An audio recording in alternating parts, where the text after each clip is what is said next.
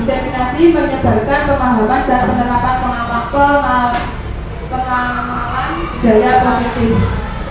Sebelum saya mulai pemaparannya, mari kita berdoa seraya berdoa mulai.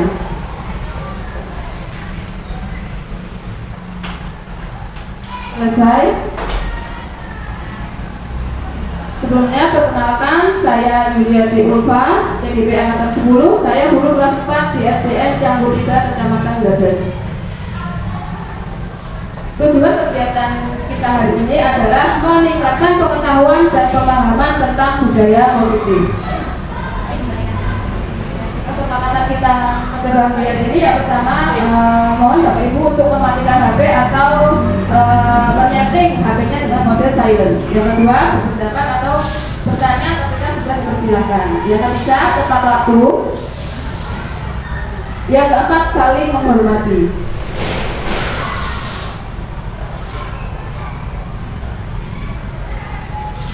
Sebelumnya, biar menambah semangat kita hari ini, kita lakukan SPP dulu ya Bapak Ibu.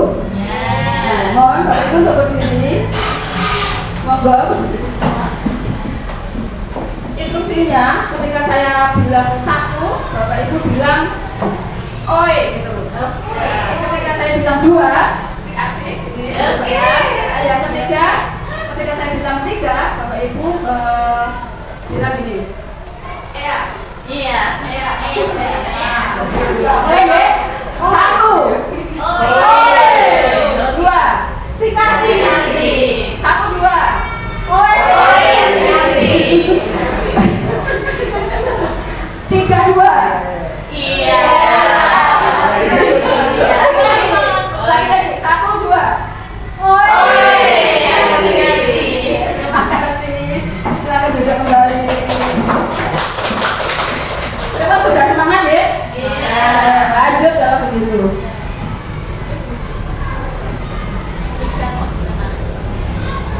Oke, selanjutnya konsep pemakaran saya kali ini yaitu konsep inti budaya positif. Yang pertama, perubahan paradigma belajar. Yang kedua, disiplin positif. Yang ketiga, nilai-nilai kebajikan. Yang keempat, kebutuhan dasar manusia. Yang kelima, motivasi perilaku manusia. Yang keenam, posisi kontrol guru. Yang keenam, keyakinan kelas. Yang ketujuh, yang kedelapan, segitiga restitusi. Nah, sekarang kita ada permainan sebentar, yaitu cobalah. Sekarang Bapak Ibu yang sebelah mana ya? Ini pasangan dia, pasangan enggak? Ya, depan ya sini saja. Sini sebelah A, dan sini A, dan sini sebelah B, ya. Berarti sini A, sini B. Anda dan teman Anda akan melakukan kegiatan cobalah buka. Anda adalah A. Ya, tugas Anda adalah menghafalkan salah satu tangan Anda. Coba Anda bayangkan bahwa Anda menyimpan sesuatu yang sangat berada di dalam kepala tangan Anda. Anda perlu menjaga benda tersebut sekuat tenaga, dan karena itu pentingnya untuk kehidupan Anda. Tugas rekan B adalah mencoba dengan segala cara untuk membuka kepala tangan teman Anda yang A. Teman Anda B boleh membujuk, menghadik, mengintimidasi, memarahi, menggoda atau menggelitik, bahkan menawari Anda uang agar Anda bersedia membuka kepala tangan Anda. Monggo silakan coba. Monggo silakan dipraktekkan yang A untuk mengepalkan tangannya. Dengan sekuat tenaga.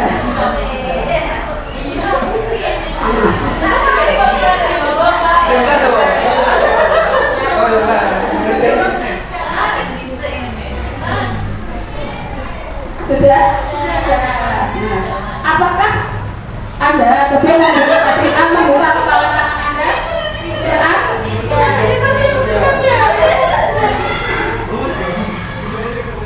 Terima kasih kesempatannya Bu Yuli. Tadi saya yang bagian mengepalkan tangan. Tadi saya tidak membuka kepala tangan saya karena saya berpikir apa yang saya genggam ini sesuatu yang berharga. Jadi tidak saya izinkan orang lain untuk membuka kepala tangan saya. Terima kasih. Ada lagi yang ingin menyampaikan pendapatnya kenapa tidak membuka tangannya ketika temannya tadi ingin sekali membukanya. Mungkin bapak-bapak ini Pak Ahmad.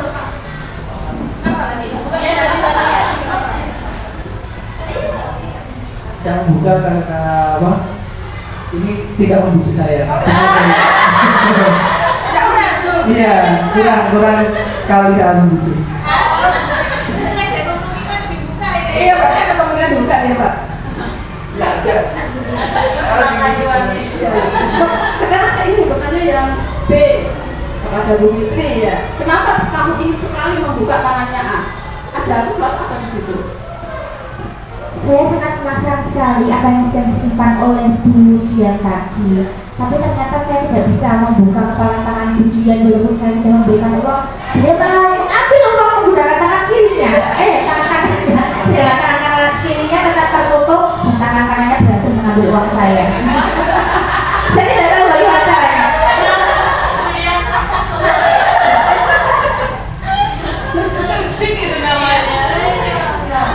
Terima kasih atas jawabannya. Dalam kegiatan ini sesungguhnya siapa yang memegang kendali atau kontrol diri kita? Siapa?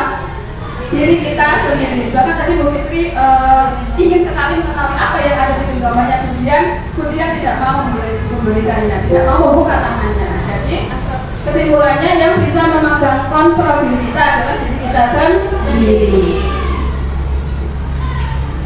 Dr. William Glasser dalam kontrol teori yang kemudian hari berkembang dan dinamakan choice teori menuliskan beberapa miskonsepsi tentang makna kontrol. Yang pertama, ilusi guru mengontrol murid. Bahwa sebenarnya guru itu tidak bisa mengontrol murid ya. Kemudian yang kedua, ilusi bahwa semua penguatan positif efektif dan bermanfaat. Yang ketiga, ilusi bahwa kritik membuat orang merasa bersalah dan dapat menguatkan karakter. Sebenarnya kritik itu kadang membuat anak itu marah, dendam, seperti itu.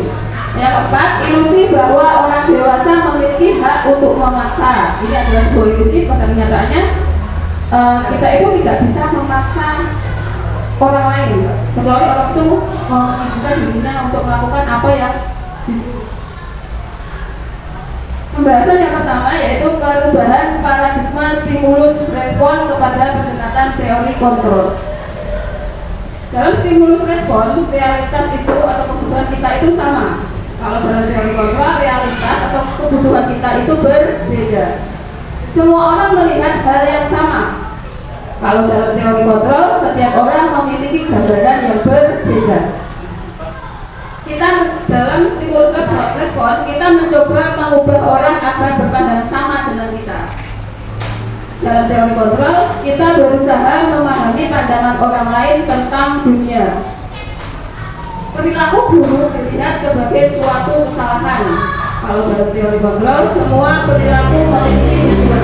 Segala sesuatu itu, apa yang dilakukan itu mempunyai tujuan. Orang lain bisa mengontrol saya. Kalau dalam stimulus respon, kalau dalam teori kontrol hanya saya atau Anda yang bisa mengontrol diri Anda sendiri.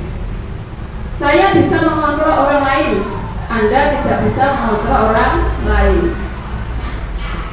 Pemaksaan ada pada saat bujukan gagal. Jadi ketika kita membujuk seseorang itu gagal, maka kita bisa memaksa. Itu adalah dalam stimulus respon. Kalau dalam teori kontrol, kolaborasi dan konsensus menciptakan pilihan-pilihan baru. Model berpikir menang kalah. Kalau dalam teori kontrol, model berpikir menang. Pembelajaran dengan paradigma baru. Pembelajaran paradigma baru merupakan pembelajaran yang berorientasi pada penguatan kompetensi dan pengembangan karakter yang sesuai dengan dimensi profil pelajar Pancasila. Profil pelajar Pancasila,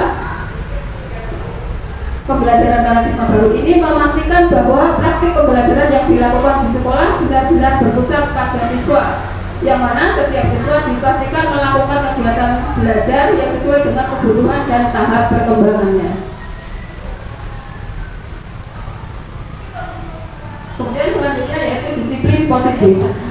Ki Hajar Dewantara menyatakan bahwa untuk mencapai kemerdekaan atau dalam konteks pendidikan, Syarat utamanya adalah harus ada disiplin yang kuat. Disiplin yang dimaksud adalah disiplin diri yang memiliki motivasi internal atau disiplin diri disebut dengan disiplin positif. Jadi untuk mencapai keberhasilan itu tanpa adanya positif maka tanpa adanya disiplin diri maka tidak akan mencapai keberhasilan yang maksimal. Disiplin positif mempelajari bagaimana cara kita mengontrol diri dan bagaimana menguasai diri untuk memilih tindakan yang mengacu pada nilai-nilai yang kita hargai agar mencapai tujuan dunia yang kita inginkan. Melalui disiplin positif dapat membuat anak memahami dan menyadari tindakan yang mereka lakukan berdasarkan motivasi internal, bukan akibat paksaan, pujian, atau bahkan hukuman.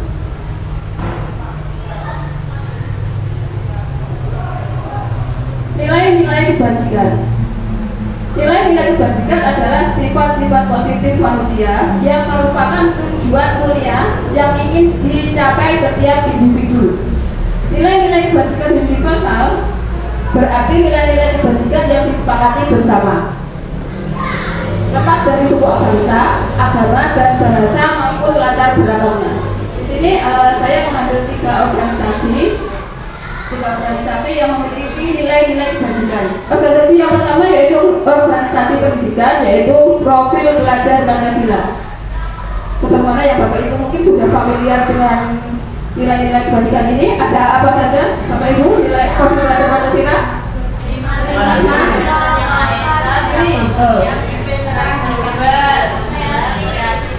Ya, betul. Beriman, bertakwa kepada Tuhan Yang Maha Esa, dan berakhlak mulia, berkebinekaan global, mandiri, bernalar kritis, bergotong royong, dan kreatif. Organisasi yang kedua yaitu IBO, Primary Years Program. Nilai-nilai kebajikannya yaitu toleransi, rasa hormat, integritas, empati, keingin-tahuan, kreativitas, kerjasama, percaya diri, dan komitmen. Yang ketiga, The Seven Essential Virtues. Ada empati, suara hati, kontrol diri, rasa hormat, kebaikan, toleransi, dan keadilan. Yang keempat, kebutuhan dasar manusia. Kebutuhan dasar manusia merupakan unsur-unsur yang dibutuhkan manusia dalam menjaga keseimbangan diri, baik secara fisiologis maupun psikologis. Oleh karena itu, segala tindakan yang kita perbuat pastilah memiliki tujuan, yaitu memenuhi kebutuhan dasar tersebut. Ada berapa dasar kebutuhan manusia? 5. Yang pertama, bertahan hidup, penguasaan, kasih sayang dan rasa diterima, kebebasan dan kesenangan. Itulah 5 dasar kebutuhan manusia yang salah satunya apabila tidak terpenuhi maka pasti akan terjadi penyelewengan atau pelanggaran seperti itu. 5 kebutuhan dasar manusia. Yang pertama, bertahan hidup. Kebutuhan yang bersifat fisiologis untuk bertahan hidup, misalnya kesehatan, rumah, dan makanan. Pakaian termasuk tidak Bu? Termasuk pakaian ya. Karena pakaian ini termasuk fisiologis. Yang kedua, kasih sayang dan rasa diterima. Kebutuhan ini bersifat psikologis, meliputi kebutuhan akan hubungan dan koneksi sosial, kebutuhan untuk memberi dan menerima kasih sayang, dan kebutuhan untuk merasa menjadi bagian dari suatu kelompok. Yang ketiga, penguasaan. Kebutuhan ini berhubungan dengan kekuatan untuk mencapai sesuatu, menjadi kompeten, menjadi terampil, diakui atas prestasi dan keterampilan kita didengarkan, dan memiliki rasa harga diri. Yang keempat, kebebasan. Kebutuhan akan kemandirian, otonomi, memiliki pilihan, dan mampu mengendalikan arah hidup seseorang. Yang kelima, kesenangan. Kebutuhan untuk mencari kesenangan, bermain, dan tertawa. Motivasi perilaku manusia. Motivasi adalah dorongan yang timbul pada diri seseorang secara sadar atau tidak sadar untuk melakukan suatu tindakan dengan tujuan tertentu. Jadi seseorang itu melakukan suatu perilaku itu atas dasar motivasi. Motivasinya ada dua, yaitu ekstrinsik dan intrinsik. Ekstrinsik itu untuk menghindari ketidaknyamanan atau hukuman. Contohnya apa ya Bapak Ibu misalnya?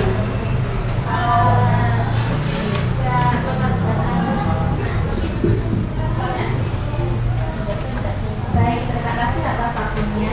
Nah, motivasi bersama manusia terkait untuk menghindari hukuman, misalnya nih, saya sebagai murid mengerjakan PR yang diberikan oleh guru saya. Karena saya takut, karena nanti kalau saya tidak mengerjakan maka di sekolah pasti saya nanti akan dimarahi. Terkadang juga disuruh berdiri di depan kelas seperti itu. Jadi mengerjakan tugas karena takut hukuman. Jadi itulah motivasi untuk menghindari hukuman. Yang kedua, motivasi ekstrinsik kedua yaitu untuk mendapatkan imbalan atau penghargaan dari orang lain. Contohnya apa misalnya?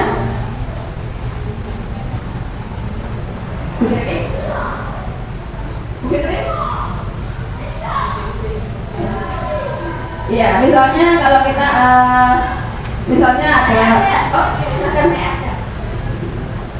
mungkin ini sering saya lakukan pada saat kecil dulu ya. Saya mau disuruh oleh orang tua saya untuk membeli sesuatu, pasti imbalannya nanti saya akan diberikan kembalian dari orang tersebut. Jadi saya mau mengerjakan sesuatu itu hanya untuk mendapatkan imbalan dari orang lain. Terima kasih Bu. Jadi motivasinya Bu Fitri tadi adalah biar anak-anak mendapatkan imbalan dari guru tadi ya. Terus yang selanjutnya yaitu motivasi intrinsik, yaitu untuk menjadi orang yang mereka inginkan dan menghargai diri sendiri dengan nilai-nilai yang mereka percaya. Ini adalah motivasi yang timbul dari dalam diri sendiri. Konsep disiplin dengan identitas gagal. Nah, ini identitas gagal berarti ini kurang tepat untuk dilakukan. Yang pertama, hukuman itu sesuatu yang menyakitkan dan harus terjadi.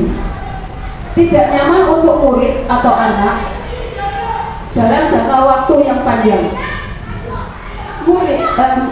Murid atau anak akan disakiti. Perilaku pasif agresif meningkat.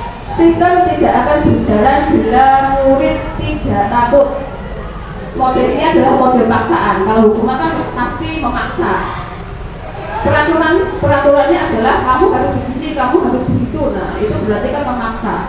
Murid atau anak belajar menyembunyikan kesalahan. Dampak pada murid yaitu marah, merasa bersalah, rendah diri, mengasingkan diri. Menyakitkan, guru menjalani konsekuensi dengan menyalahkan, mengkritik, menyindir, dan merendahkan. Jadi hukuman itu cenderung kadang membuat anak itu merasa minder, takut, marah, dendam, bahkan dendam kepada bapak ibu guru. Itu. Alfikon mengemukakan baik penghargaan maupun hukuman adalah cara-cara mengontrol perilaku seseorang yang menghancurkan potensi pembelajaran yang sesungguhnya. Penghargaan itu jangka pendek dan pengaruhnya jangka pendek dan jangka panjang. Penghargaan tidak efektif. Penghargaan merusak hubungan. Penghargaan mengurangi ketepatan. Penghargaan menurunkan kualitas. Penghargaan mematikan kreativitas. Misalnya kalau ada anak diberi tugas itu, kalau dia tidak ada penghargaan maka dia tidak akan melakukan hal itu. Jadi kreativitasnya itu mati. Penghargaan itu menghukum. Nah, sekarang adalah konsep disiplin dengan identitas berhasil. Konsekuensi, sesuatu yang harus terjadi. Tidak nyaman untuk murid atau anak dalam jangka waktu pendek. Murid atau anak dibuat tidak nyaman. Penguatan hanya bertahan dalam jangka waktu pendek. Memerlukan monitoring dan supervisi terus-menerus dari guru. Penerapan mengikuti peraturan dalam masyarakat. Stimulus respon mendorong kesepakatan konsep diri. Murid atau anak belajar taat peraturan.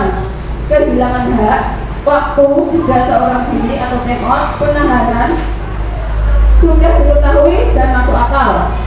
Membantu guru menyatakan peraturan, melakukan peringatan dan menerapkan konsekuensi.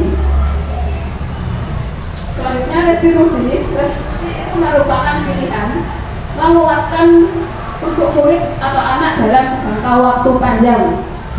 Murid atau anak mendapatkan penguatan, masalah terpecahkan, murid belajar bertanggung jawab untuk perilakunya. Anak paham bahwa dirinya sendiri yang pegang kontrol. Teori kontrol mendorong disiplin positif atau konsep diri yang kuat. Murid atau anak belajar memecahkan masalah. Murid atau anak tidak kehilangan waktu, namun bersemangat untuk memperbaiki diri. Menguatkan, guru menyebutkan keyakinan kelas, membimbing kerangka acuan berpikir restitusi murid atau anak. Nah sekarang ada Bapak Ibu silakan untuk menebak. Yang pertama, mencatat 100 kali di dalam buku kalimat. Saya tidak akan terlambat lagi karena terlambat ke sekolah. Itu termasuk hukuman atau konsekuensi? Semoga siapa yang mau menjawab? Baik, terima kasih sudah diberikan kesempatan untuk menjawab. Kalau menurut saya, mencatat 100 kali di dalam buku kalimat saya tidak akan terlambat lagi karena terlambat ke sekolah. Menurut saya itu adalah sebuah hukuman, karena dimana anak itu akan merasa capek dan merasa dirugikan karena mungkin terlalu banyak dalam mencatat sebuah kalimat. Saya tidak akan terlambat lagi. Seperti itu jawaban saya. Terima kasih. Bu Iska atas jawabannya. Jadi benar, mencatat 100 kali dalam buku kalimat itu adalah termasuk hukuman. Yang kedua, menggantikan kertas tugas teman yang telah dicoret-coret termasuk hukuman atau konsekuensi. Siapa yang mau menjawab? Bapak-bapak mungkin?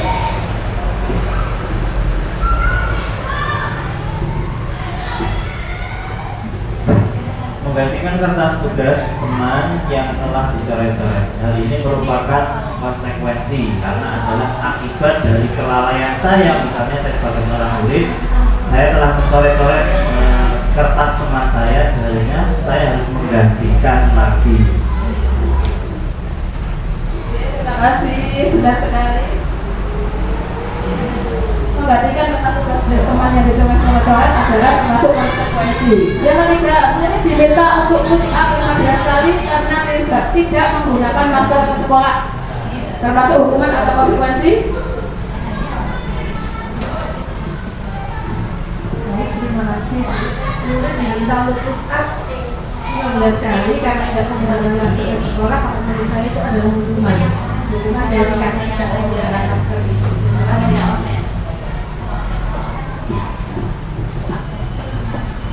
Terima kasih, benar sekali. Kemudian yang keempat, kehilangan 10 menit jam istirahat untuk mengerjakan tugas karena terlambat datang dan tertinggal pelajaran selama 10 menit. Termasuk hukuman atau konsekuensi?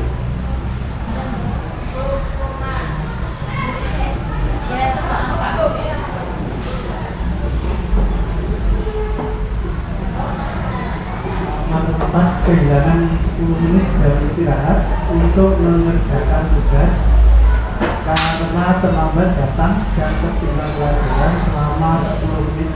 Kalau ini menurut saya konsekuensi. Alasannya? Alasannya karena terlambat. Nah, jadi dia mengganti waktunya selama 10 menit. Ya, benar sekali, karena dia sudah terlambat 10 menit, jadi dia kehilangan waktu 10 menit jam istirahat untuk mengerjakan tugas, termasuk konsekuensi. Yang kelima, membersihkan tumpahan air di meja tulis karena tersenggol pada saat belajar. Hukuman atau konsekuensi? Yang kelima, hukuman atau konsekuensi? Konsekuensi. Kenapa? Kok bisa konsekuensi? Iya, jadi dia membersihkan tumpahan air yang telah disenggolnya tadi. Ya, sekali betul. Terima kasih Bapak Pak Fani. Ya. Sekarang restitusi. Restitusi itu adalah sebuah pendekatan untuk menciptakan disiplin positif. Restitusi adalah proses menciptakan kondisi bagi murid untuk memperbaiki kesalahan mereka sehingga mereka bisa kembali pada kelompok mereka dengan karakter yang lebih kuat. Itu menurut dosen 2004. Restitusi itu bukan untuk menebus kesalahan, namun untuk belajar dari kesalahan. Restitusi memperbaiki hubungan. Restitusi adalah tawaran, bukan paksaan. Restitusi menuntun untuk melihat ke dalam diri anak. Restitusi mencari kebutuhan dasar yang mendasari tindakan. Restitusi diri adalah cara yang paling baik. Restitusi fokus pada karakter, bukan tindakan. Restitusi menguatkan. Restitusi fokus pada solusi, mengembalikan murid yang berbuat salah pada kelompoknya. Contohnya adalah siswa lupa tidak mengerjakan PR. Kalau dalam hukuman, tindakan guru itu biasanya menghukum dengan membersihkan kamar mandi atau mengelilingi lapangan 3 kali. Bisa seperti itu, ya? Guru marah, tidak mendengarkan alasan siswa. Kemudian siswa menjadi takut. Itu kalau hukuman. Konsekuensi tindakan guru itu biasanya memberikan konsekuensi mengerjakan PR tersebut saat jam istirahat sehingga mengurangi waktu istirahatnya. Guru tegas, siswa mematuhi peraturan. Yang ketiga, restitusi. Tindakan guru yaitu guru menyebutkan keyakinan kelas, membimbing kurangka acuan berpikir restitusi murid atau anak. Yang ketiga, guru menguatkan siswa bersemangat untuk memperbaiki diri pada peraturan. Itu adalah restitusi. 5. Posisi kontrol guru. Posisi kontrol guru ketika sedang menangani masalah anak, ya.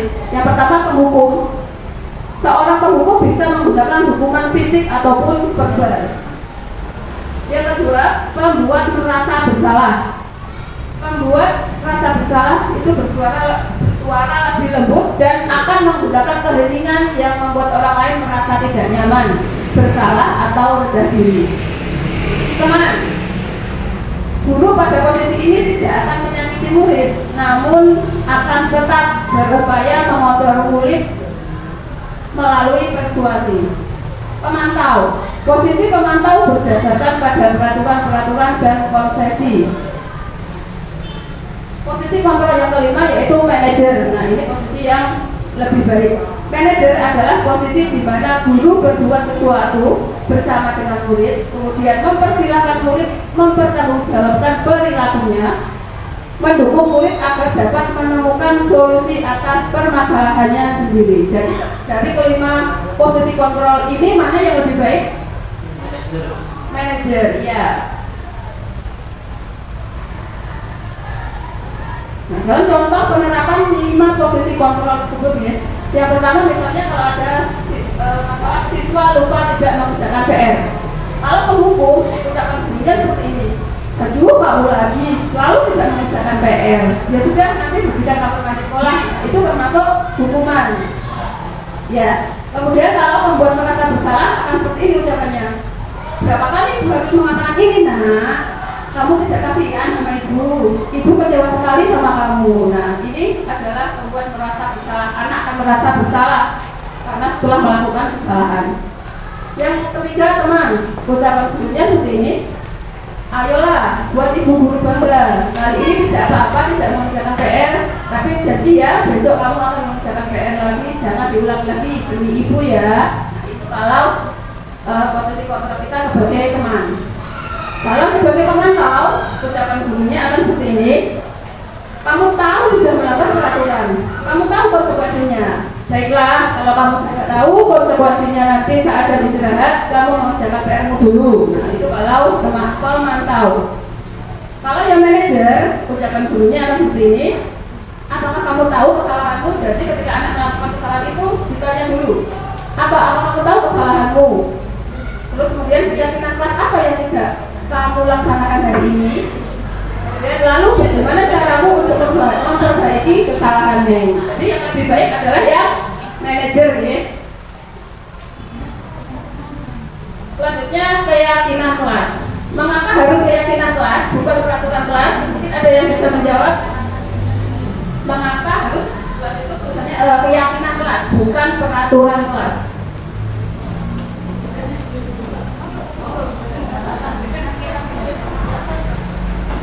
Baik, terima kasih.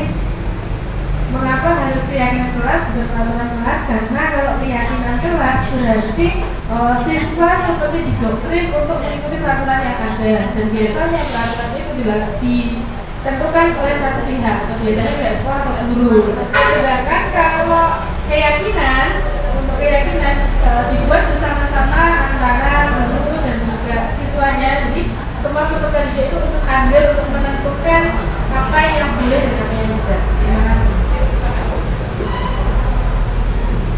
Terima kasih atas jawabannya, Bu Ida. Tepat sekali, kalau keyakinan kelas itu dibuat dua belah pihak ya bersama-sama, jadi ada kesepakatannya. Kalau peraturan kelas itu biasanya satu pihak.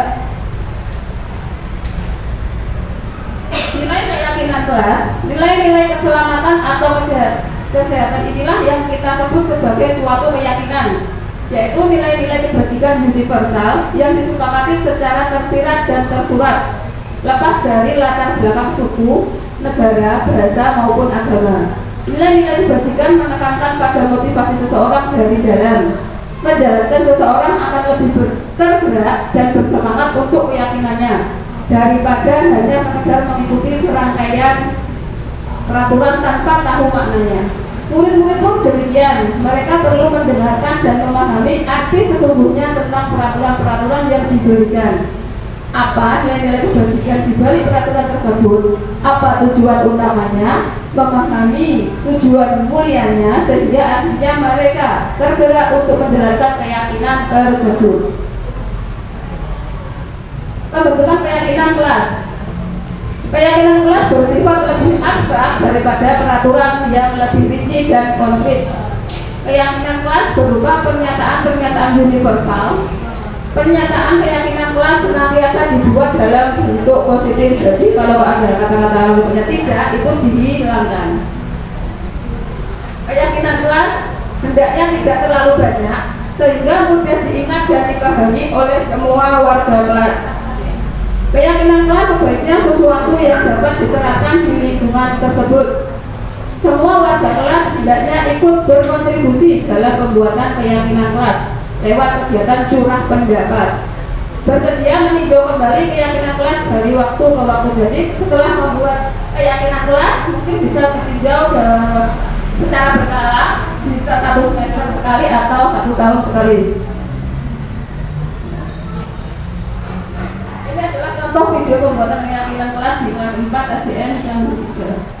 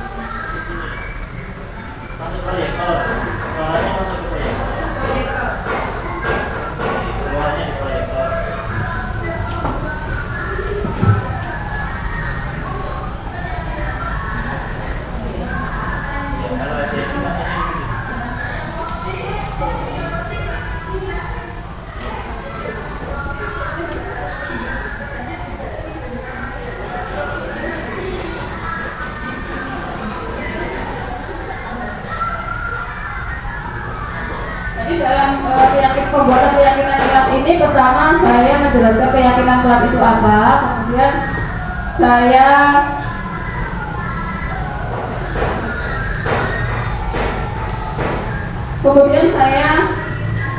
membagikan sticky note kepada anak-anak, kemudian anak-anak menuliskan kesepakatan atau kata-kata yang positif yang bisa disepakati bersama di kelas.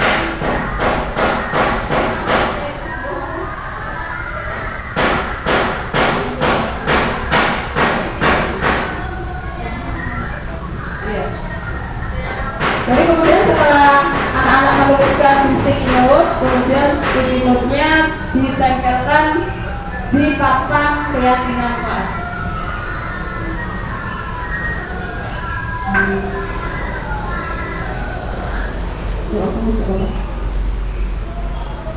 Jadi setelah anak-anak menuliskan sticky note, menuliskan keyakinan kelasnya itu apa saja, kemudian ditempelkan di papan keyakinan kelas dan kemudian dilaksanakan secara tanggung jawab bersama-sama dalam satu kelas.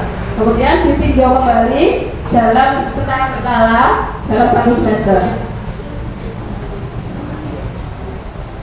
Segitiga restitusi.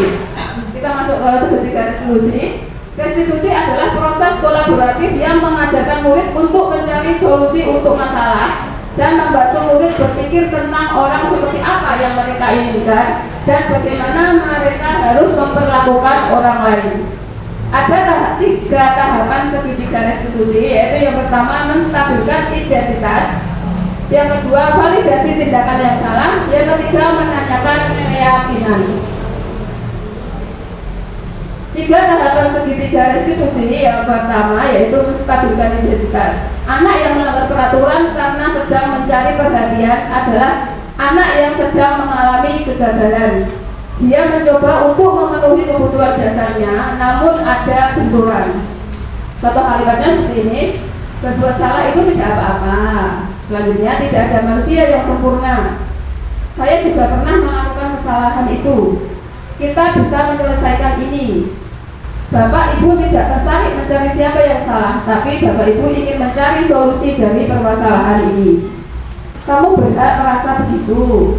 Kemudian kalimat selanjutnya, apakah kamu sedang menjadi teman yang baik buat dirimu sendiri? Nah, itu adalah contoh-contoh kalimat dalam tahapan menstabilkan identitas. Tahapan yang kedua adalah validasi tindakan. Setiap tindakan kita dilakukan dengan suatu tujuan, yaitu memenuhi kebutuhan dasar. Tadi ya ada 5. Kalau kita memahami kebutuhan dasar apa yang mendasari sebuah tindakan, kita akan bisa menemukan cara-cara paling efektif untuk memenuhi kebutuhan tersebut. Jadi segala sesuatu yang dilakukan itu pasti ada tujuannya. Contoh kalimatnya seperti ini: kamu pasti punya alasan mengapa hal itu kamu lakukan. Kamu patut bangga pada dirimu sendiri karena kamu telah melindungi sesuatu yang penting buatmu. Kamu boleh mempertahankan sikap itu, tapi kamu harus menambahkan sikap yang baru. Itu adalah contoh-contoh kalimat pada tahap validasi tindakan. Yang ketiga, menanyakan keyakinan. Ketika identitas sukses telah tercapai, langkah 1, dan tingkah laku yang salah telah divalidasi pada langkah kedua, maka anak akan siap untuk dihubungkan dengan nilai-nilai yang dia percaya dan berpindah menjadi orang yang dia inginkan. Contoh kalimatnya, apa yang kita percaya sebagai kelas atau keluarga, dan apa nilai-nilai umum yang kita telah sepakati, apa bayangan kita tentang kelas yang ideal, kamu mau jadi orang seperti apa. Nah, itu adalah contoh-contoh kalimat pada tahap menanyakan keyakinan. Ini adalah contoh video penerapan segitiga restitusi.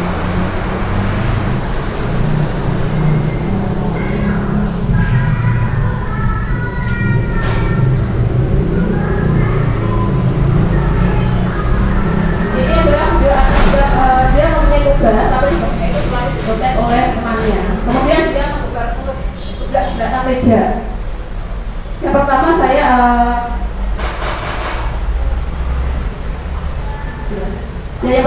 menstabilkan ya.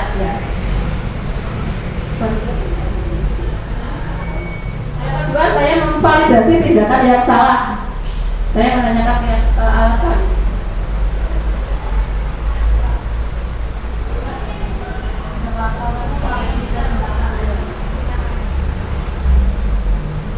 Kemudian saya menanyakan alasannya kenapa dia melakukan hal itu. Misalnya tadi menggebrak-gebrak meja, kemudian marah-marah kepada temannya. Ternyata dia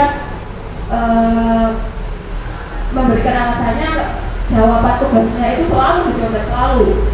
Setiap hari, setiap ada tugas, anak itu selalu menconteknya, selalu meniru tugasnya. Kemudian setelah saya memvalidasi tindakannya, tahap yang ketiga yaitu saya menanyakan keyakinan kelasnya.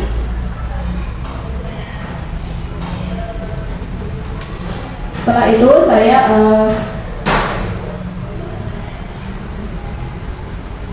terima kasih. Setelah saya tadi menanyakan keyakinan kelasnya, kemudian bersama-sama mencari solusinya, bahwa dia tidak akan melakukan menggebrak-gebrakkan meja lagi. Dia menjadi orang yang sabar seperti itu. Demikian pemaparan dari saya. Mungkin ada umpan balik atau pendapat atau pertanyaan dari Bapak Ibu semua. Ya, terima kasih Bu Yuli atas kesempatannya. Di sini saya ingin menanyakan apa tantangan yang mungkin dihadapi oleh guru ketika menciptakan budaya positif di sekolah. Oke, terima kasih. Jadi tantangannya yaitu menciptakan budaya positif di sekolah tidak selalu mudah dan dapat menghadapi berbagai tantangan. Selalu ada tantangannya ya Bapak Ibu. Salah satu tantangan utama adalah perbedaan latar belakang dan nilai-nilai dari anggota komunitas di sekolah yang beragam. Selain itu perubahan budaya juga menjadi tantangan tersendiri. Demikian, mungkin ada lagi pertanyaan? Baik, terima kasih dari Bapak Ibu tadi. Ada pertanyaan yang muncul. Kira-kira apa peran guru dalam mendukung budaya positif itu sendiri? Terima kasih. Terima kasih atas pertanyaannya. Apa peran guru dalam mendukung budaya positif?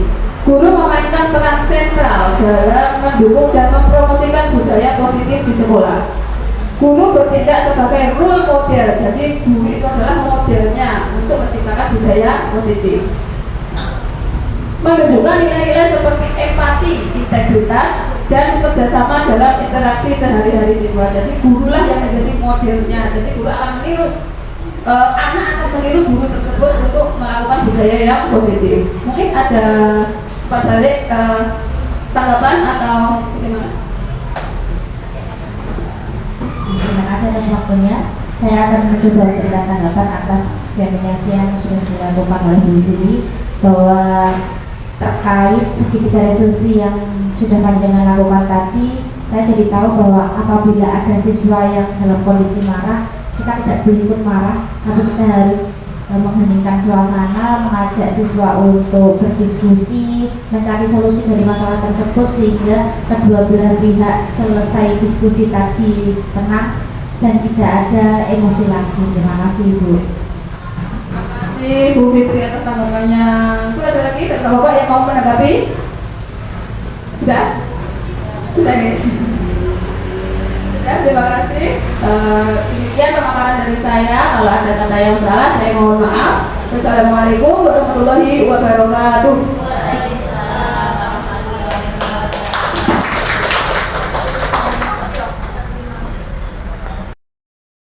Assalamualaikum warahmatullahi wabarakatuh.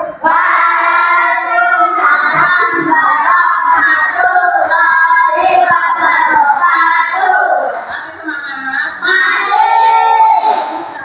Biar lebih semangat kita SPG dulu, oke?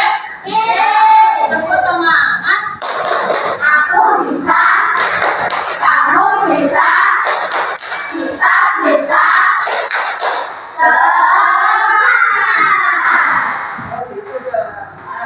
Hari ini kita akan membuat keyakinan kelas.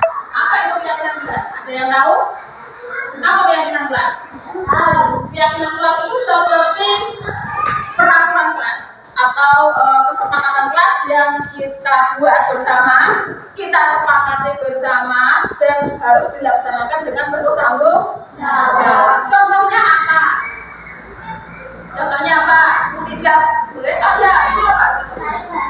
Saling menghargai boleh, betul, atau tidak membuang sampah sembarangan. Nah, untuk keyakinan kelas, kata-kata yang digunakan adalah kata-kata yang positif, seperti kata tidak membuang sampah sembarangan. Kata tidaknya diganti dengan menjaga kebersihan. Nah, menjaga kebersihan bisa dilakukan dengan tidak membuang sampah pada tempatnya. Kata-kata tidak itu dihilangkan. Seperti itu ya, paham ya? Sekarang kita akan membuat keyakinan kelas kita. Nanti keyakinan kelas ini harus disepakati bersama dan dilakukan bersama dengan tanggung jawab. Sekarang ini akan membagikan kertas. Nanti kalian menuliskan kata kesepakatan, satu kata saja ya. Satu kesepakatan yang sudah kalian tulis nanti untuk ditempelkan.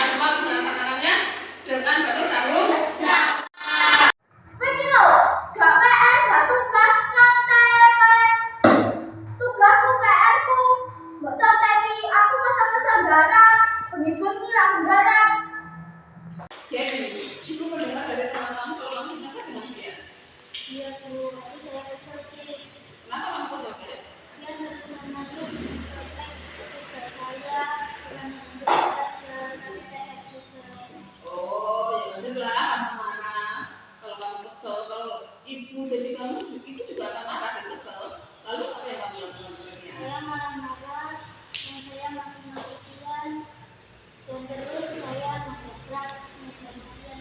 Oh gitu ya, kamu benar seperti itu, pasti ada alasannya. Ya, aku masa saya bilang saja, saya sejak kalian mengerjakan tugas dan PR sampai larut malam, tetapi sampai di sekolah dia terus-menerus menjaga saya. Oh gitu, ibu kira wajar kalau kamu marah seperti itu. Itu adalah hasil dari payahmu, kamu tugasnya sampai larut malam. Terus kita tahu ya dia, ibu menghargai tindakanmu yang tidak melakukan lebih, misalnya memukul ya, misalnya memukul. Nah jadi sekarang coba kita pikirkan dua tindakanmu yang marah sampai membedak meja tadi, membedak meja ya. Jadi dengan itu keyakinan kelas membedak meja itu sesuai nggak dengan keyakinan kelas kita? Tidak, Tidak. Menurutmu kira-kira keyakinan apa yang sudah kamu langgar? saling menghormati dan menghargai antar teman guru. Ya betul itu ya Bi. Nah, apakah menghormati dan menghargai teman itu penting menurutmu? Penting sangat. Kalau menurutmu itu penting, keyakinan apa yang harus kamu lakukan ketika kamu sedang marah? Harus lebih sabar. Harus lebih sabar benar. Nah, jadi kamu bersedia untuk memperbaiki masalah ini? Siap. Jadi kalau kamu bersedia, apa yang akan kamu lakukan untuk memperbaiki masalah ini? Harus lebih sabar. Kalau ada yang saya lakukan, Nah, tepat sekali dengan kamu Devi. Tetap semangat belajar ya Devi. Nah, ya, sekarang kamu bisa kembali ke kelas kamu. terima kasih. Ya.